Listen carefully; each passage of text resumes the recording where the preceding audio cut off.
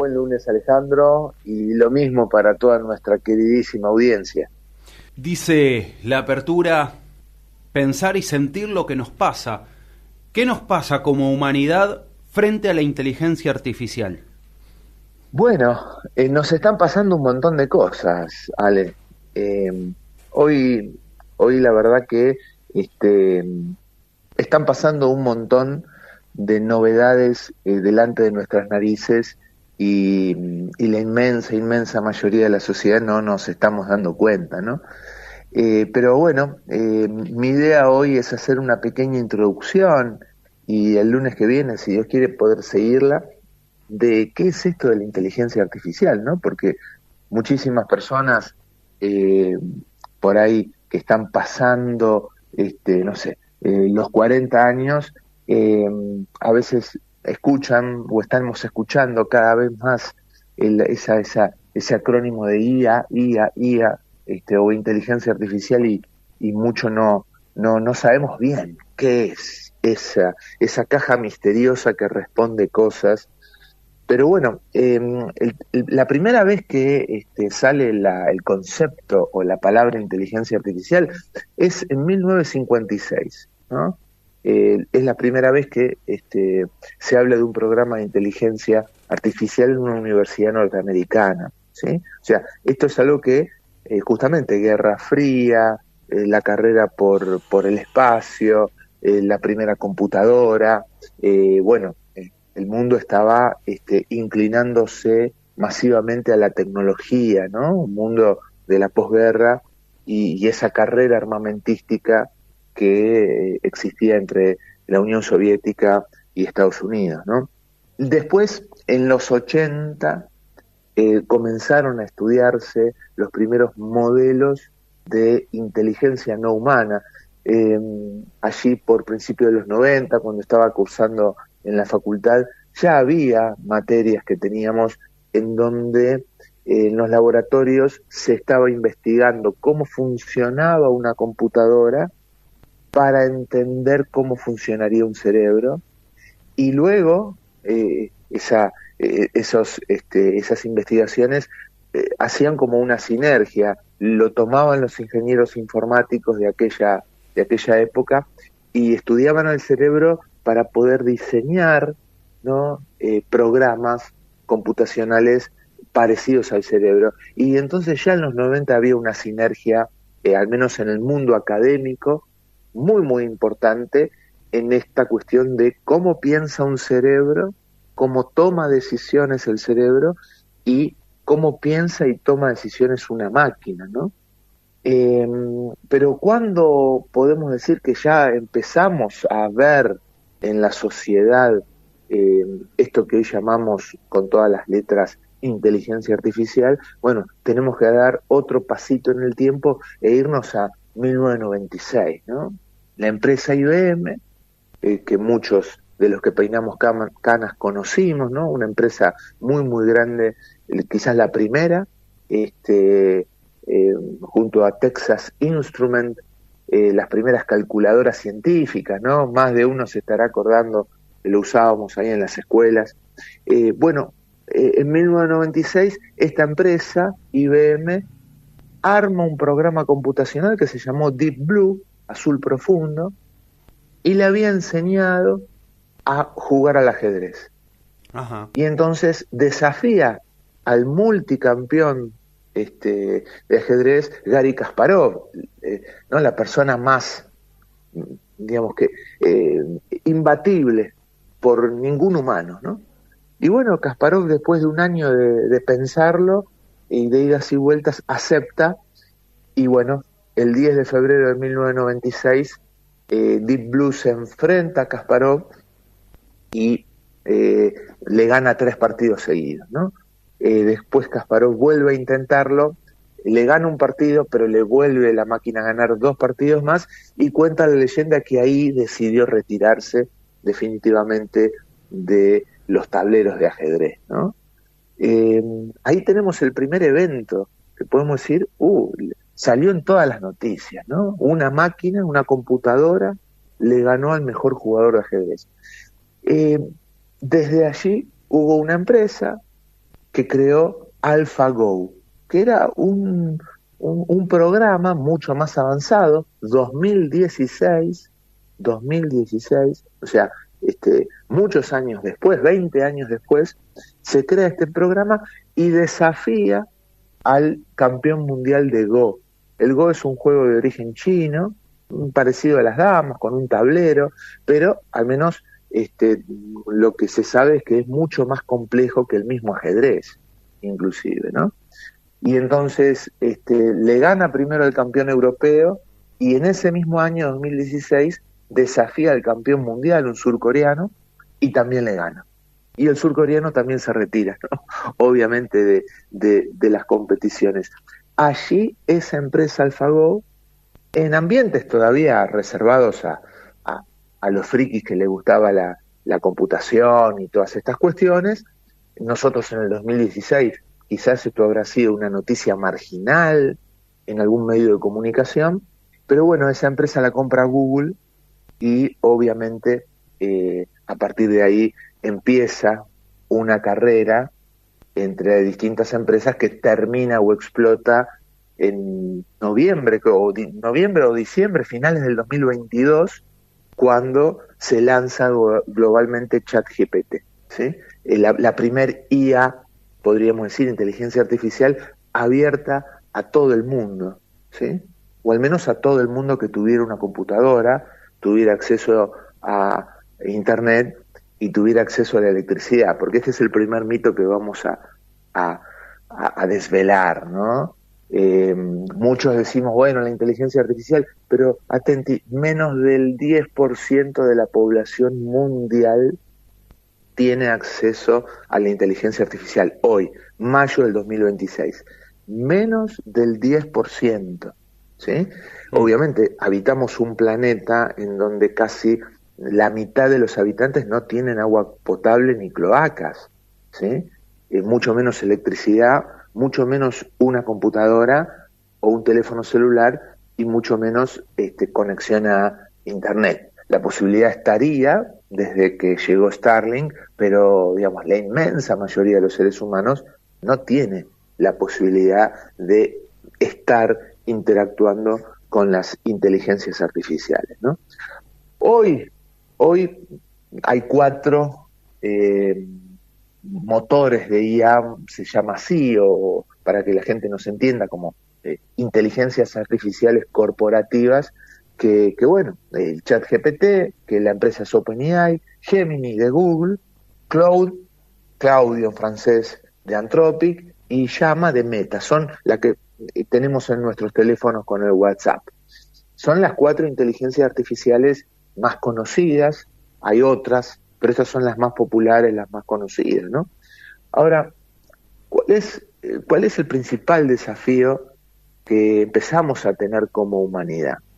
Es que estas inteligencias artificiales empiezan a ser generativas, es decir, pueden generar un contenido en base a la información que tienen.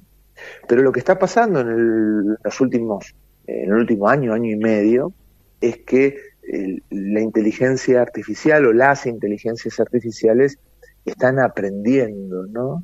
Es decir, están aprendiendo de lo que le contamos, de lo que le mostramos, y están comenzando a cuentan con la posibilidad de conectarse entre ellas.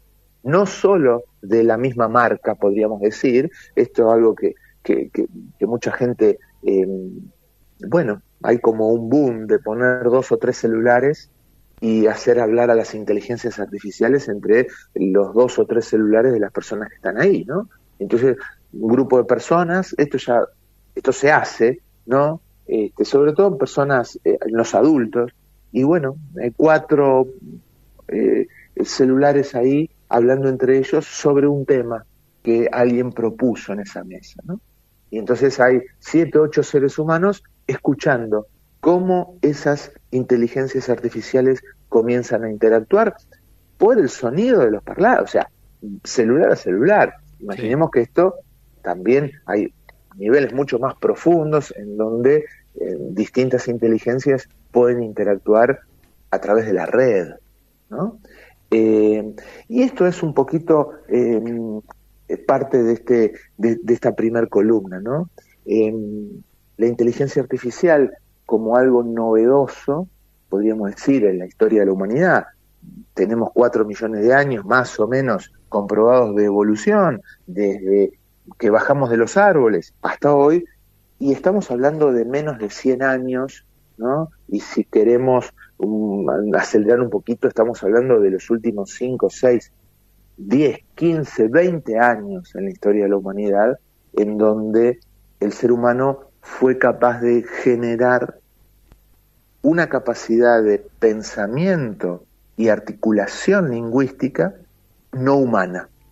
Y esto está presentándonos, Alejandro, 4 grandes desafíos que, bueno, pueden generar terribles cambios en nuestra sociedad, ¿no? Primero el desafío de la salud mental, con todo lo que está llevando esto a que cientos de miles de personas utilizan la IA como una suerte de acompañante terapéutico, como una suerte de aladino, como una suerte de colega psicológico gratuito 24 horas los 7 días de la semana, como un consultor emocional, como un consultor sentimental.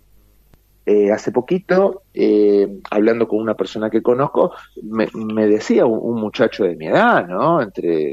Digamos, acercándonos a los 60, que bueno, él está con algunos problemas matrimoniales y bueno, le está consultando a su agente de inteligencia artificial qué hacer con su esposa, cómo enfocar determinados temas y bueno, y esta persona con un título universitario está escuchando esto y lo está tomando como una verdad revelada, ¿no? O sea, la salud mental tiene un gran desafío, que decir que ya hay algunos juicios en Estados Unidos de familias que están haciéndole juicio a estas empresas de inteligencia artificial porque al menos legalmente están asegurando que sus hijos se suicidaron por indicación o por consultas o por mal asesoramiento de las IA. El segundo gran desafío es los vínculos sociales que vamos a tener, ¿no? Porque en relación a la salud mental, una salud mental que se apoyaría cada vez más en esta suerte de oráculo, ya no de Delfos ni de Atenas, sino un oráculo en una pantalla, un oráculo de bolsillo.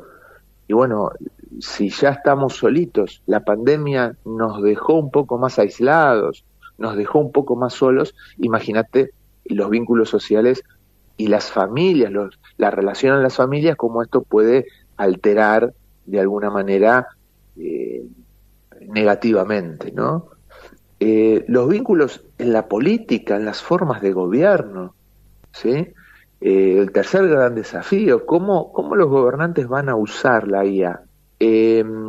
Digamos, ¿qué va a pasar con la administración pública? La administración, podríamos decir, burocrática de la cosa pública.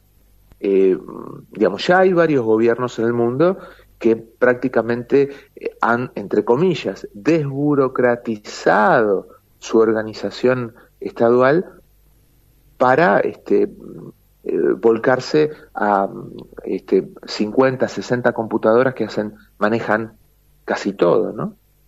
El control social, ¿sí? Como factor posible, ¿no? Recordemos que, no sé si sigue estando acá en la Argentina, vino este hombre, Altman, el dueño de Anthropic, ¿para hacer qué, no? Y bueno, ahí estamos, ¿no? Vamos a ver cómo surge todas estas cuestiones en relación al control de una inteligencia artificial. Puede manejar millones y millones de datos en segundos, datos fiscales, datos biométricos, datos sociales, judiciales, civiles, patrimoniales, datos de las relaciones que tenemos con las redes sociales. Y el último gran desafío, que justamente es el que vamos a hablar la semana que viene, es en el mundo del trabajo, ¿no? Realmente se está provocando una, entre comillas, revolución silenciosa en el mundo del trabajo y